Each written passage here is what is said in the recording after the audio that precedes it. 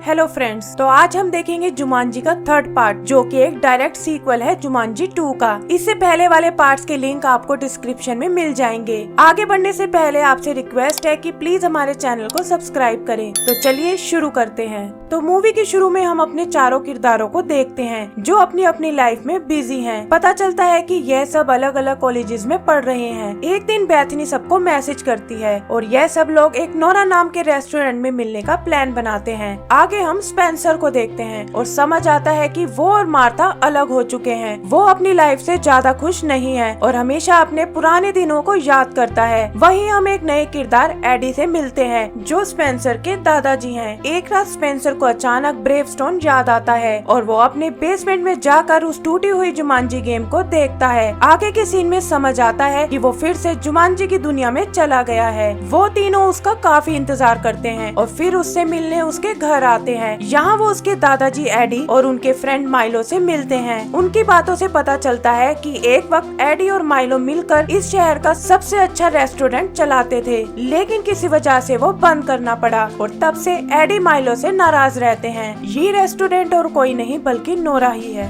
वो लोग स्पेंसर को ढूंढते हैं लेकिन उसका कोई पता नहीं चलता। तभी वहाँ सब लोगों को वही जुमांजी वाले ड्रम की आवाज आती है। वो तीनों भागकर बेसमेंट में जाते हैं जहाँ उन्हें वो गेम दिखती है। उन्हें लगता है कि शायद स्पेंसर इसे ठीक करने की कोशिश कर रहा है, लेकिन वो देखते हैं कि उसका फोन वहीं रखा हुआ है। वो समझ जाते हैं कि हो ना हो स्पेंसर गेम में वापस चला गया है। मार्था बताती है कि वो अकेला गेम से नहीं निकल पाएगा और हमें भी उसके पीछे जाना होगा। मार्था जैसे ही रिमोट को टच करती है तभी वो और फ्रिज बिना प्लेयर सिलेक्ट किए गेम में चले जाते हैं। बेथनी किसी कारण से गेम में नहीं जा पाती और बाहर ही रह जाती है। गेम में जाने पर पता चलता है कि मार्था तो रूबी ही बनी है, लेकिन फ्रिज इस बार डॉक्टर शैली बन गया है। तभी उन्हें वहाँ ब्रेवस्टोन और मूस भी दिखते हैं, लेकिन पता चलता है कि ये असल में एडी और माइलो हैं। यहाँ समझ आता है कि शायद गेम टूटी होने के कारण यह सब हुआ है। फ्रिज वहाँ एडी और माइलो को गेम के रूल समझाता है और मार्था माइलो को दरियाई घोड़े से भी बचाती है, लेकिन तभी एक बड़ा एनाकोंडा आकर फ्रिज को मार डालता है, जिससे उसकी एक लाइफ कम हो जाती है। तभी उन्हें वहाँ से जाता हुआ एक प्लेन दिखता है और वो सब उसके पीछे जाते हैं। वहाँ उन्हें वही नॉन प्लेइंग कैरेक्टर नाइजिल मिलता है जो उन्हें गेम के नए मिशन के बारे में बताता है। पता चलता है कि इस बार का मिशन एक जादुई नेकलेस फैल्कन हर्ट को ढूंढने का है, जिसके गायब होने से जुमांजी में सूखा पड़ गया है। इस नेकलेस को एक जर्गन नाम के शैतान ने एवियन कबीले के मुखिया से हत्या लिया है और एक अंधेरे बॉक्स में बंद कर दिया है। जब तक वो नेकलेस सूरज की रोशनी में नहीं आएगा तब तक जुमांजी आबाद नहीं होगा। यहाँ यह भी पता चलता है कि ब्रेवस्टोन के पेरेंट्स को भी उसी शैतान ने मारा था। नाइजिल उनको एक मैप देकर रेगिस्तान में छोड़ देता है और कहता है कि उनको एक ओएसिस ढूंढना होगा जहाँ उन्हें एक जुमांजी बेरी मिलेगी। वहाँ एक ऑस्ट्रिच एडी की एक लाइफ कम कर देता है और तभी वो देखते हैं कि हजारों ऑस्ट्रिच उनकी तरफ आ रहे हैं। वो वहाँ खड़ी बग्गियों में बचकर भागते हैं, लेकिन एक खाई के पास आकर अटक जाते हैं। यहाँ एडी उन सबको वो खाई पार करा देता है और वो सब बच जाते हैं। यही हमें उनकी कुछ नई ताकत और कमजोरियों का भी पता चलता है। इधर गेम से बाहर रह गई बेथनी हेल्प मांगने के लिए एलेक्स के पास जाती है, जो पिछली मूवी में भी जुमांजी जा चुका था। वो उसे सब कुछ बताती है और एलेक्स उसकी मदद करने को तैयार हो जाता है। आगे एडी और माइलो की बातों से पता चलता है कि माइलो ने बताए बिना ही उनका रेस्टोरेंट बेच दिया था, इसलिए एडी उससे इतना नाराज रहता था। थोड़ा आगे जाने पर वो लोग ओएसिस तक पहुंच जाते हैं। यहाँ उन्हें जर्गन और वो बॉक्स दिखाई देता है जिसमें वो जादुई लॉकेट है। तभी वो देखते हैं कि एक चोर जर्गन से वो चाबी चुराती है, लेकिन वो पकड़ी जाती है। उसकी बातों से वो समझ जाते हैं कि यह स्पेंसर है, लेकिन जर्गन उसे मार डालता है। स्पेंसर दोबारा उन्हें बाहर मिलता है और बताता है कि वो दोबारा ब्रेवस्टोन बनना चाहता था, लेकिन गेम ने उसे एक शातिर चोर मिंगफुट बना दिया। आगे पता चलता है कि एडी जो ब्रेवस्टोन बना हुआ है उसकी गेम में एक पुरानी गर्लफ्रेंड है जो उसे बताती है कि जर्गन वो नेकलेस कबाबिक ब्रदर्स को बेचने वाला है। इससे पहले कि वो कुछ और बता पाए वो वहाँ से भाग जाती है। स्पेंसर मार्था और फ्रिज को उसके पीछे भेजता है और खुद कुछ ऊँट चुराने जाता है ताकि वो जर्गन का पीछा कर सके। मार्था और फ्रिज उस लड़की का पीछा करते हुए एक तालाब तक जाते हैं जहाँ उन्हें वो जुमांजी बेरी दिखती है। मार्था उसे लेने जाती है लेकिन तालाब में गिर जाती है और जैसे ही फ्रिज उसे छूता है उन दोनों की बॉडी आपस में बदल जाती है। फ्रिज को ये बॉडी पसंद आती है, लेकिन दोबारा पुल में गिरते ही वो वापस ठीक हो जाते हैं। इधर ऊँट चुराते वक्त स्पेंसर को पता चलता है कि माइलो जानवरों की भाषा समझ सकता है। यहाँ एडी कुछ लोगों से भिड़ जाता है, जिनमें उसकी गर्लफ्रेंड का हस्बैंड स्विच ब्लेड भी है। पता चलता है कि यह उसकी कमजोरियों में से एक है। वो जल्दी से ऊँट लेकर रेगिस्तान में मार्था और फ्रिज से मिलते हैं, लेकिन स्विच ब्लेड एक रॉकेट से उन सबको मार डालता है। आगे बढ़ते हुए वो लोग एक खाई के पास आते हैं, जहाँ काफी सारे झूलते हुए ब्रिज हैं। वो सब लोग इन ब्रिज को क्रॉस करने की कोशिश करते हैं, लेकिन तभी वहाँ बहुत सारे बंदर उन पर हमला कर देते हैं। इस हमले में मार्था अपनी एक और लाइफ खो देती है।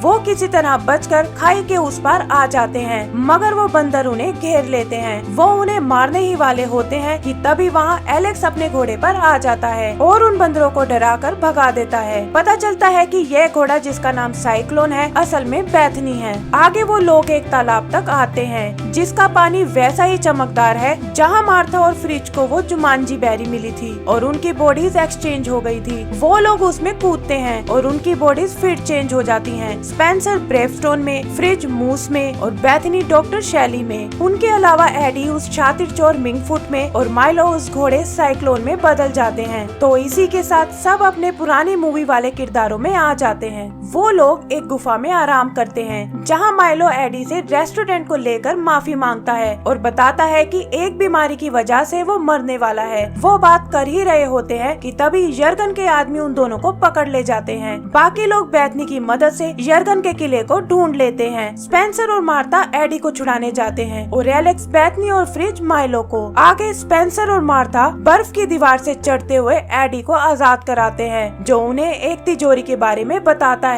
जो उसने यहाँ आते वक्त देखी थी। उन्हें लगता है कि वो नेकलेस वहीं रखा हुआ है और वो तीनों उसे लेने जाते हैं। एडी, जो गेम में एक चोर है, तिजोरी तक जाता है, लेकिन वो नेकलेस वहाँ नहीं होता। इधर एलेक्स लोकल्स के साथ किले में घुस जाता है और माइलो को ढूंढ लेता है, लेकिन उसे छुड़ाने के चक्कर में वो अपनी 2 लाइफ्स वेस्ट कर देता है। आखिर में वो किसी तरह माइलो तक आ जाता है और उसे बचा लेता है। यहाँ उसे माइलो की एक सीक्रेट पावर का भी पता चलता है। इधर बैथनी और फ्रिज के किले में आने पर गार्ड्स उन्हें कबाबिक ब्रदर समझते हैं और यर्गन के पास ले जाते हैं। वहाँ पता चलता है कि वो नेकलेस यर्गन ने अपने गले में पहना हुआ है। यर्गन उसे उनकी बहन के बारे में पूछता है, जिससे वो शादी करना चाहता है। उनके कोई जवाब ना देने पर वो उन्हें मारने की सोचता है, लेकिन मार्था वहाँ उनकी बहन बनकर आती है और यर्गन से वो नेकलेस मांगती है। अचानक यर्गन का आदमी उसे बताता है कि ये कबाबिक ब्रदर्स नहीं है और इससे पहले कि वो उन्हें पकड़े, वहाँ स्पेंसर आ जाता है। यहाँ स्पेंसर को पता चलता है कि यर्गन उससे भी ज्यादा शक्तिशाली है और तभी यर्गन उस पर हमला करता है। स्पेंसर की जेब में रखी जुमांजी बेरी टूट जाती है और उसे देखकर यर्गन वहाँ से भाग जाता है। स्पेंसर उसके पीछे जाता है और बाकी लोग वहाँ लड़ने लगते हैं। स्पेंसर भागते हुए यर्गन के शिप में पहुँचता है, जहाँ वो जुमांजी बेरी से उस पर हमला करता है। यहाँ पता चलता है कि ये बेरी यर्गन की कमजोरी है। आगे वो उससे वो नेकलेस लेने में कामयाब हो जाता है और यर्गन नीचे गिर के मारा जाता है। तभी वो शिप क्रैश होने लगता है और स्पेंसर उससे गिरने लगता है। यहाँ माइलो, जो अब साइक्लोन बन चुका है, एडी को बिठाकर स्पेंसर की तरफ दौड़ता है और देखते ही देखते उड़ने लगता है। पता चलता है कि उसकी स्पेशल पावर उड़ने की है। स्पेंसर एडी को वो नेकलेस देता है और वो उसे ऊपर सूरज की रोशनी में ले जाता है। जुमांजी का नाम पुकारते ही वहाँ सब कुछ ठीक हो जाता है। आगे नाइजिल वहाँ आता है और पता चलता है कि माइलो, जो बीमार है, वापस अपनी लाइफ में नहीं जाना चाहता। वो यहीं रहकर इस जगह की रक्षा करना चाहता है। वो सब लोग उससे विदा लेते हैं और माइलो उड़कर वहाँ से चला जाता है। वो सब लोग भी एक एक करके वापस रियल लाइफ में आ जाते हैं। आगे स्पेंसर एडी को लेकर नोरा में जाता है, जहाँ एडी अपनी और माइलो की पुरानी यादें देखता है। पता चलता है कि वहाँ की मालिक ने